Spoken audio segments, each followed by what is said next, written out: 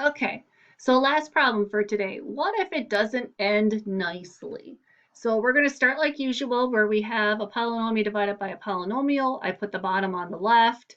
I counted up and made sure I had an x cubed, x squared, x, and somebody without. So I have four columns this time because I have four terms on top.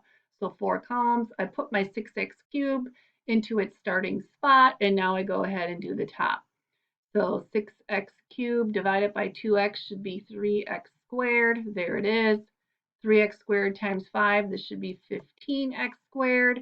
But I wanted 7, so I'm going to have to subtract 8 over here. Negative 8x squared divided by 2x is negative 4x. Negative 4x times the 5 over on the left should be negative 20.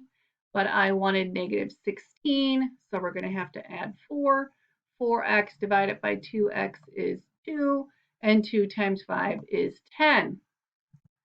These don't match right here. So what do? The first thing I always want to do is kind of double check because more often than not, they're supposed to match. So maybe you had a math error, but we don't have a math error. So we have a remainder.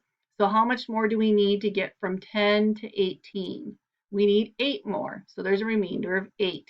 So you're going to write it like this. You're going to take the top, 3x squared minus 4x plus 2. That part's right here.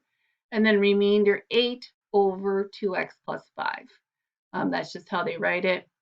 In Schoology, I want you to write it like this. 3x squared minus 4x plus 2 plus 8 divided by, and then put the 2x plus 5 in parentheses, no spaces, just put it all as one big long thing. There's another problem for you to try, and then that's it for today. Please email me with any questions that you have and keep chugging away. You guys are doing great. Take care. Talk to you later. Bye.